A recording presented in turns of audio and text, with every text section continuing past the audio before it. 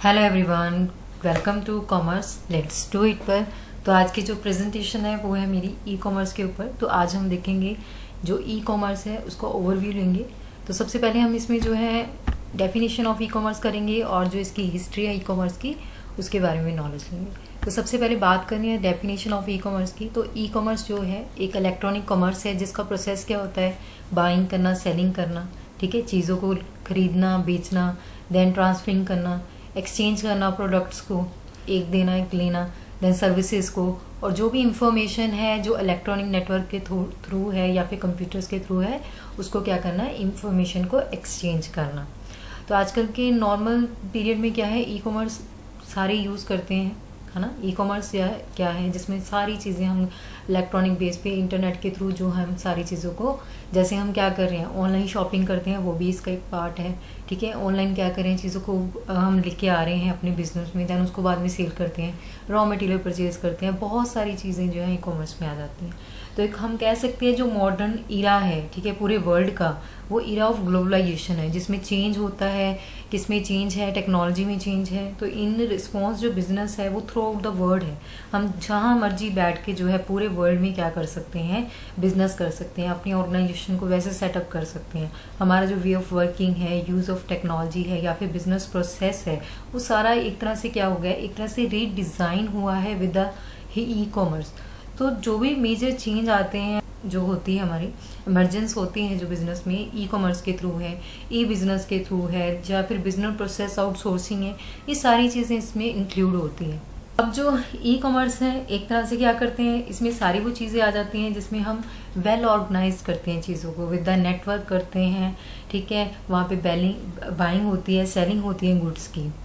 उसके बाद बात है हमारी कॉमर्स की। तो कॉमर्स के बारे में हमने पिछली वीडियोस में बहुत अच्छी तरह किया है। तो यहाँ पे हम डेफिनेशन देखते हैं कि जो कॉमर्स है वो क्या है, एक्सचेंज ऑफ गुड्स है जिसमें हम मनी की बात करते हैं, राइट। तो यहाँ पे एक बायर होता है, बायर वो होता है जो रेडी होता है किस चीज़ के लिए, कि मैंने मनी स्पेंड करनी है और मैंने गुड्स को परचेज करना है, ओके। उसके बाद बारी आती है सेलर। सेलर क्या है हमारा, ये वो वाला सेलर है जो वो पीपल्स हैं जो ऑफर करते हैं गुड्स एंड सर्विसेज किसको, बायर को, ठीक है, उनके तक पहुंचाते हैं। देन प्रोड्यूसर क्या है, प्रोड्यूसर वो पर्सन्स होते हैं जो क्या करते हैं, वो जो क्रिएट करते हैं, ठीक है, क्या कर रहे हैं, जो क्रिएट करते हैं प्रोडक्ट्स को और सर्विसेज को, राइट। जिसमें क्या करता है, तो सेलर जो है उन गुड्स को आगे ऑफर करता है बायर्स को, राइट। उसके बाद हम बात करते हैं, अब हमारी जो कुछ ब्रीफ हिस्ट्री है ई कॉमर्स की, तो इसको हम सेंचुरीज के अकॉर्डिंग ले रहे हैं यहाँ पे। तो सबसे पहले बात आती है 1970s पे, कि जब ई कॉमर्स को एक तरह से as a commercial transaction electronical base पे जो है फैसिलिटीज़ के रूप में जो लिया गया था, राइट। तो इसमें कुछ टेक्नोलॉजी यूज़ की थी, तो जो है हमारा EDI जिसको हम इलेक्ट्रॉनिक डाटा इंटरचेंज कहते हैं, और इलेक्ट्रॉनिक फंड ट्रांसफ़र जो है वो चीज़ हमने इसमें इन्वॉल्व की थी। तो इसमें क्या था, यहाँ पे कमर्शियल डॉक्यूमेंट्स जो हैं वो सेंड किए जाते थे, जहाँ पे परचेज, जब हम ऑर्डर करते हैं कि हमने ये चीज़ परचेज करनी है, या फिर इन्वॉइसेस होते इलेक्ट्रॉनिकली जो हम क्या करते थे आगे सेंड करते थे। तो उसके थ्रू हमारा क्या होता था, बिजनेस हम स्मूथ रनिंग करते हैं। मतलब दूर दूर में जैसे है हम नहीं जहाँ पे पहुँच सकते, टाइम कंज्यूमिंग ज़्यादा होता है, तो टाइम सेविंग हुआ। तो यहाँ से जो है ई कॉमर्स का एक तरह से ओरिजिन हुआ।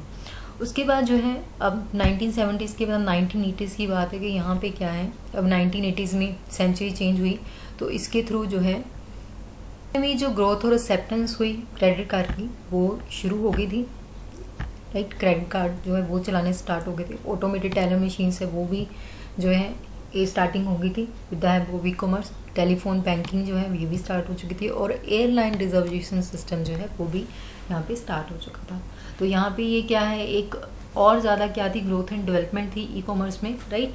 तो यहाँ पे है बैंक बाय फोन, ठीक है, anywhere and any time, right. ATM जो है बहुत हेल्पफुल है कि जब आप ATM से क्या करते हो, विड्रॉ करते हो मनी को जहाँ पे भी जाते हो, तो एक बहुत बड़ी फैसिलिटी थी तब के टाइम में। क्रेडिट कार्ड जो है उसके अकॉर्डिंग भी जो है बहुत सारा जो है एक बिजनेस ट्रेड में बहुत ज़्यादा एक एवोल्यूशन आया, जिसमें जो है हमारा पेमेंट करने का सिस्टम, रिसीव करने का सिस्टम, उसमें काफ़ी जो है हेल्पफुल होता था। उसके बाद नेक्स्ट है अब 1990s में जो हिस्ट्री है वो है, अब यहाँ पे इंटरनेट जो है वो कमर्शलाइज जो है वो शुरू हुआ, ठीक है। यहाँ पे जो है किस फॉर्म में हमें पार्टिसिपेट हुआ, डॉट कॉम्स में आ गए, ठीक है, हमारी वेबसाइट्स आ गई, इंटरनेट स्टार्टअप जो है वो भी स्टार्टअप जो है वो शुरू हो गए, राइट। तो यहाँ पे अब जो है बहुत सारी कंपनीज जो हैं वो भी क्या करने लगी, इसमें इंटरेस्ट करने लगी, इन्वेस्टमेंट करने लगी इस टेक्नोलॉजी में। तो आगे आगे जो है इम्प्लीमेंटेशन होती रही। अब इनोवेटिव एप्लीकेशन जो है वो स्टार्ट हो गई, ऑनलाइन डायरेक्ट सेल जो है वो भी स्टार्टिंग हो गई, ई लर्निंग एक्सपीरियंस जो है वो आने लग गई, ठीक है। बायर जो है वो ज़्यादा इवन के नॉलेजेबल होता है, ठीक है, वो सारी चीज़ की पूरी रिसर्च करके फिर जाके प्रोडक्ट मार्केट में परचेज़ करता है, ओके। जैसे फॉर एग्जांपल ले लीजिए, अगर हमने कोई चीज़ परचेज़ करनी है घर के लिए, हम तो पहले वेबसाइट्स में जाते हैं, सर्च करते हैं, ऑनलाइन सर्च करते हैं, प्राइजेस भी सर्च करते हैं, क्वालिटी कंपैरिजन भी करते हैं, then after that we decided कि हमने एक्चुअल में क्या चीज़ परचेज़ करनी है और क्या बेटर है ना। जैसे मान लीजिए आप कोई फ़ोन ले रही हो, राइट, आप सारी कंपनी का कंपैरिजन करते हो कि किसकी बेटर है, फीचर्स किस में है, सर्विस सेंटर इवन कि आपके लोकल एरिया में कहाँ की अगर कोई प्रॉब्लम क्रिएट होती है तो कहाँ भी जाके आप क्या कर सको। तो ये सारी चीज़ें देख के बायर क्या करता है, चीज़ों को परचेज़ करता है। तो ये किसकी हेल्पफुल से है ना, जो हम क्या कर रहे हैं, इंटरनेट के थ्रू सर्च कर रहे हैं, राइट। उसके बाद है 2000 सेंचुरी में। अब यहाँ पे जो है क्या हुआ, यहाँ पे यूरोपियंस और अमेरिकन, इन्होंने जो बिज़नेस कंपनीज़ हैं इन्होंने ऑफ़र की अपनी सर्विसेज किसके थ्रू, वर्ल्ड वाइड वेब के थ्रू। तो ये जो कंपनीज़ थी उन्होंने वर्ल्ड लेवल पे अपनी जो है सर्विसेज जो है वो स्टार्ट कर दी, ठीक है, ऑफर्ड करी उन्होंने। तो बहुत सारे आज के टाइम में भी जो है इंडिया के कुछ प्रोडक्ट बाहर सेल होते हैं और बाहर के कुछ प्रोडक्ट जो है इंडिया में सेल होते हैं, राइट। तो ये क्या है, एक तरह से वर्ल्ड लेवल पे बिजनेस करना, not even domestic country, even के जो इंटरनेशनल मार्केट में वहाँ पे भी हम क्या करते हैं, सेल करते हैं, राइट। तो सिंस यहाँ पे पीपल जो है एक तरह से उनको पता चला, वो एसोसिएट हुए किस वर्ड से, ई कॉमर्स से। तो इसके बाद जो है और ज़्यादा जो है डेवलपमेंट होती गई, ग्रोथ होती गई और ये बहुत ही हेल्पफुल था, राइट। उसके बाद अब इसकी कुछ डिफरेंट टाइप्स हैं ई कॉमर्स की, जिसमें हम ई कॉमर्स में पढ़ रहे हैं। तो ई कॉमर्स में ये जो है जो बिज़नेस इंक्लूड करता है, जिसमें कैरी किया जाता है, इसमें प्लानिंग होती है, प्रॉपर चीज़ों को प्लान करना है, फिर ऑर्गेनाइज करते हैं हम चीज़ों को, मार्केटिंग का देखते हैं, प्रोडक्शन का देखते हैं। तो ये सारी चीज़ें किसके थ्रू होती हैं, इलेक्ट्रॉनिकली होती हैं, थ्रू इंटरनेट, ओके। तो यहाँ पे बहुत सारे पीपल्स हैं, पार्टीज़ हैं, वो इन्वॉल्व होती हैं इलेक्ट्रॉनिक ट्रांजेक्शन में। तो बहुत सारी पार्टीज जो हैं इसमें इन्वॉल्व होती हैं। तो ये जो ट्रांजेक्शन है वो एक्सटेंड होती है 4 डायरेक्शन में, राइट। सबसे पहले बारी आती है यहाँ पे, अब यहाँ पे देखिए, यहाँ पे बिजनेस है, यहाँ पे कस्टमर है, ठीक है, इंडिविजुअल जो है बिजनेस है और यहाँ पे कस्टमर। सबसे पहले बात करनी है B2B की, ठीक है, ये भी एक बिजनेस है ना, बिजनेस के साथ जो डीलिंग करता है। तो ये जो ट्रांजेक्शन होती है वो उस प्लेस पे होती है जहाँ पे बिजनेस यूनिट्स जो हैं वो आपस में क्या करते हैं, ट्रांजेक्शन करती हैं। तो इसको क्या आता है, B2B means business to business, के बिजनेस टू बिजनेस में क्या हो रही है, ट्रांजेक्शन हो रही हैं, राइट। बहुत सारी ऐसी कंपनीज हैं जो कोलैबोरेट करती हैं, तो उसको आगे जो है प्रोडक्ट बनाती हैं, राइट। तो अब ये ट्रांजेक्शन इसमें इन्वॉल्व होता है। सबसे पहले होता है क्रिएशन ऑफ यूटिलिटीज़। तो यहाँ पे कितनी क्रिएशन होनी है यूटिलिटीज़ की, राइट। एक समअप होता है, एक गोल अचीव करना होता है, तो उसके अकॉर्डिंग कि किस तरह से किया जा सके। कोलैबोरेशन होती हैं, चीज़ें कोलैबोरेट करते हैं, इकट्ठे होकर उस चीज़ को अच्छा करते हैं। सपोज करो एक एग्जांपल लेते हैं, गाड़ी है, ठीक है, गाड़ी अलग से बन रही है, इंजन उसका अलग से बन रहा है, तो 2 कंपनीज मिलके जब क्या होती है, कोलैब होती है, तो इट मीन्स क्या है, वो अच्छा प्रोडक्ट देती हैं। हर एक कंपनी की अपनी अपनी स्पेशलिटी है, राइट। कमर्शियल नेगोशिएट होता है ना, कि ऑलरेडी वो क्या है, बिजनेस में है, बाद में वो आपस में क्या करती है, लिंक करके उसको और बेटर करती हैं। टेंडर्स लिए जाते हैं, इनवाइट किए जाते हैं, टेंडर्स बड़े बड़े प्रोजेक्ट्स हैं, उनको हैंडल किया जाता है, ठीक है। डिस्ट्रीब्यूशन किया जाता है गुड्स का मैन्युफैक्चर से किसको, और जो डिस्ट्रीब्यूटर्स हैं उनको भी। तो ये क्या है, B2B, it means business to business. B2B की बिजनेस टू बिजनेस की सबसे बेस्ट एग्जांपल है, जैसे मारुति सुजुकी होगी, है ना, इंडिया की कंपनी जापान की कंपनी से कोलैब करी, तो बिजनेस टू बिजनेस डीलिंग हो रही है, एक गाड़ी बनाई जा रही है, तो उसको जो है वर्ल्ड लेवल पे सेल किया जाता है और बहुत अच्छे जो है उसकी रिव्यूज़ भी हैं, ओके। उसकी बात आता है B2C। अब B2C क्या है, हमारा बिजनेस टू कस्टमर, राइट, कि यहाँ पे जो बिजनेस है वो किसके साथ डील कर रहा है, ट्रांजेक्शन उसकी किसके साथ हो रही है, अपनी कस्टमर के साथ। अब इसमें है कि जो ट्रांजैक्शन है वो बिजनेस यूनिट्स और कस्टमर्स के बीच में होती हैं, ठीक है। यहाँ पे जो बिजनेसमैन है वो टच रहता है किसके साथ, कस्टमर के साथ में टच रहता है, क्योंकि उसको पता होना चाहिए कि कस्टमर की एक्चुअल में डिमांड क्या है, राइट। तो इस केस में जो भी चीज़ें होती हैं वो किसके अकॉर्डिंग होती हैं, कस्टमर के अकॉर्डिंग। तो यहाँ पे जो है पहले तो सेलिंग एंड डिस्ट्रीब्यूशन इन्वॉल्व होती है कि जो भी सेल करना है, डिस्ट्रीब्यूशन करना है, किस अकॉर्डिंग, किस एरिया के अकॉर्डिंग, किस डिमांड, कहाँ पे किस तरह की डिमांड है उसके अकॉर्डिंग वो क्या करता है, वहाँ पे डील करता है। ठीक है। अब आफ्टर सेल सर्विस चीज़ों को सेल कर दिया, लेकिन उसके बाद सर्विस भी प्रोवाइड करनी। जैसे मान लीजिए मोबाइल की हमने ली थी, राइट, परचेज तो हो जाता है, लेकिन कंपनी आपको कितना अच्छा सर्विस बाद में दे रही है, कोई प्रॉब्लम आती है, कोई कुछ आता है, तो उस केस में कैसी आपको जो है आफ्टर सेल सर्विस कैसे दी जाती है।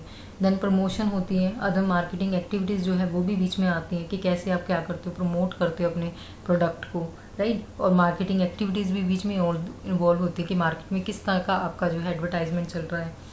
देन इसके बाद है जो भी लॉजिंग होती है कंप्लेंट्स की बाय कस्टमर, उसको हैंडल करना ताकि कस्टमर जो है हमेशा सेटिस्फाइड है। कैसे कस्टमर अगर सेटिस्फाई है देन आपका जो प्रोडक्ट है, आपकी जो डीलिंग है वो हमेशा क्या है, गुड है, क्योंकि एक कस्टमर क्या करता है 10 कस्टमर लेके आता है, राइट। उसके बाद नेक्स्ट वन है हमारा, यहाँ पे देखते हैं पहले C2C। तो C2C क्या है हमारा, C2C हमारा कस्टमर टू कस्टमर डीलिंग है।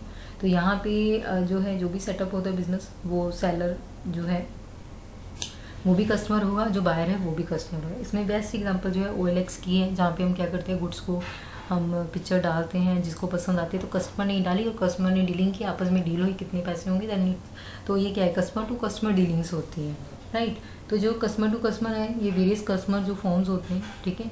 तो इसमें बेसिकली समटाइम्स क्या होता है, चीटी कस्टमर भी होते हैं, तो इससे वॉर्न रहना चाहिए, राइट। कुछ भी प्रोडक्ट आप कहीं से भी लेते हो तो उसको प्रॉपर देखो, प्रॉपर नॉलेज लो, उसके बाद ही आप चीज़ों को क्या करो, अपना परचेज करो या फिर सेल करो। उसके बाद इसमें जो है जैसे मान लीजिए सेलिंग की जाती है, जो यूज्ड बुक्स होती हैं या क्लोथ्स होते हैं, ये चीज़ें आ जाती हैं। सेलिंग की जाती है जो एंटीक आइटम्स होती हैं, ठीक है। देन उसके बाद है ऑब्वियसली वार्निंग दो कस्टमर को, जो भी अगर फ्रॉडेंट सप्लायर्स होते हैं उसके रिगार्डिंग इन्फॉर्मेशन देनी चाहिए कि क्या क्वालिटी है, या ड्यूरेबिलिटी ऑफ प्रोडक्ट कैसी है, अगर यूज़ टू किया है कितने टाइम के लिए किया है। जैसे मान लीजिए फॉर एग्जांपल गाड़ी का मॉडल करते हैं हम कि इतनी ये इस ईयर की है, तो उसके अकॉर्डिंग क्या है, कितनी चली है, तो इसमें ऐसी डीलिंग अगर होती है तो प्रॉपर जो है वो नॉलेज देनी चाहिए, राइट। तो ये क्या हो जाता है हमारा C2C। तो ये होता है कस्टमर टू कस्टमर बिजनेस। उसके बाद हमारा नेक्स्ट जो आता है वो है हमारा इंट्रा बी, राइट। नेक्स्ट हमारा क्या है यहाँ पे, इंट्रा बी। तो इंट्रा बी जो है ये रेफर करता है ट्रांजैक्शन, ये वो वाली किसके बिटवीन होती है, पार्टीज और पर्सन के, जो क्या है पार्ट होते हैं वन फर्म के अंडर, ठीक है जी, किसके, वन फर्म के अंडर। जैसे मान लीजिए कि यहाँ पे क्या है, XYZ जो है एक फर्म है, ठीक है। तो जो भी डीलिंग होगी इस फर्म के अंदर होगी, राइट। AB की ले लो, यहाँ पे A डिपार्टमेंट है, यहाँ पे क्या है B डिपार्टमेंट है, ओके। तो इनकी डीलिंग होगी, तो ये जो ट्रांजैक्शन है फर्म के अंडर होती है, तो इसको इंट्रा फर्म जो है वो बोला जाता है। जनरली ये फर्म जो है डील करती है अपने सप्लायर के साथ, कस्टमर के साथ, एम्प्लॉयज़ के साथ करती है, तो इसको जो है इंट्रा बी कॉमर्स इंट्रैक्शंस जो है ये भी बोला जाता है। तो इंट्रा बी कॉमर्स में क्या है, ये ट्रांजैक्शंस होती हैं, ये पॉसिबल तभी होती है जब फर्म क्या करती है, इम्प्रूव कर दी है अपनी स्पीड को और अपनी एफिशिएंसी को। जैसे मान लीजिए फॉर एग्जांपल है कोई मार्केटिंग डिपार्टमेंट है, वो कुछ चाहता है कि मैं कुछ चेंज करूँ डिज़ाइन में, प्रोडक्ट में, किसके अकॉर्डिंग, क्योंकि उसने पूरी रिसर्च की हुई है मार्केट पे कि हाँ जी मार्केट में क्या डिमांड है, तो मैं थोड़ा सा चेंज चाहता हूँ डिज़ाइन में।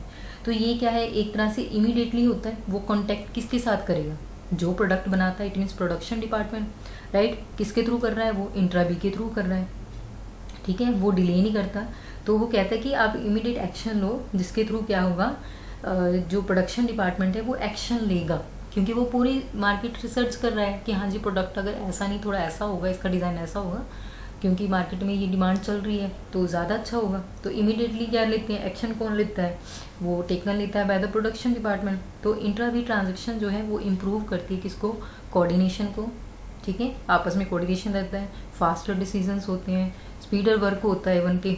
तो इंट्रा बी जो है हमेशा हेल्प करती है फर्म को, जिसमें इंटरेक्ट होते हैं, किसके साथ इंटरेक्शन होती है, वहाँ पे एम्प्लॉयज़ हैं, रिक्रूटमेंट है या सिलेक्शन ऑफ एम्प्लॉयज़ एक्सेट्रा, ये सारी चीज़ें इसमें इन्वॉल्व हो जाती हैं। तो ये सेंड करते हैं रिपोर्ट किसके थ्रू करते हैं, ईमेल के थ्रू, जहाँ पे एम्प्लॉयज़ जो हैं अगर उनको ज़रूरत नहीं है तो उनको वो need not to come to office, ठीक है। अगर उन्होंने जाना है तो उसकी की इंफॉर्मेशन जो है बाय ईमेल ही दी जाती है। तो इंट्रा बी ट्रांजेक्शन में बेसिकली जो इन्वॉल्व होता है ये इंटरेक्शन होती है किसके बिटवीन टू डिपार्टमेंट्स की, ठीक है, किसके अंडर वन फर्म। जैसे मैंने यहाँ पे बताया कि यहाँ पे क्या है हमारा ए एंड बी, राइट। ये ए डिपार्टमेंट मान लीजिए मार्केटिंग डिपार्टमेंट है, ये प्रोडक्शन डिपार्टमेंट है, ओके। तो ये क्या करते हैं इंटरनली क्या करें, एक दूसरे से कनेक्टेड है, राइट। उसके बाद आता है प्लेस करना ऑर्डर और गिवन इंस्ट्रक्शन देनी सप्लायर्स को, राइट। ये भी चीज़ें आ जाती हैं। कम्युनिकेशन होता है, इंपॉर्टेंट इन्फॉर्मेशन है, क्योंकि होल ऑर्गेनाइजेशन का आपस में कोऑर्डिनेशन अच्छा होगा तो ऑब्वियसली ऑर्गेनाइजेशन की उतनी ही क्या होगी, ग्रोथ होगी। अगर कोई रिक्रूटमेंट है, सिलेक्शन करनी है, ट्रेनिंग ऑफ एम्प्लॉयज़ की, तो वो भी क्या है इंट्रा बी की आपस में डीलिंग होती है, डिसीजंस होते हैं। रिपोर्टिंग करनी है बाय द एम्प्लॉयज़ किसको, अपने मैनेजर एक्सेट्रा को। तो ये सारी चीज़ें किस में आ जाती है, इंट्रा बी में। अब कुछ एग्जांपल्स देखते हैं हम। अब हमारी B2B जो है बिजनेस टू कस्टमर में एग्जांपल है कि www.amazon.com जो है, स्नैपडील है, फ्लिपकार्ट, ये इसकी बेस्ट एग्जांपल्स हैं, ठीक है। ऑलमोस्ट हम सभी करते हैं, right.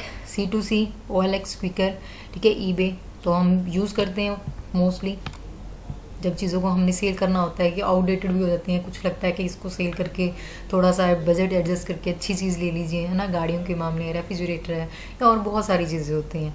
Then B2B business to business, अगर अच्छा आपने बिजनेस करना है कि ठीक है कुछ और चीज़ें ऐड की जाए, ठीक है, यहाँ पे www.tpn.com यूज़ की जाती है। देन C2B यहाँ पे जो है कस्टमर हमारा टू बाय, यहाँ पे www.priceline.com जो है वो यूज़ होता है। So thank you so much and have a nice day. Thank you.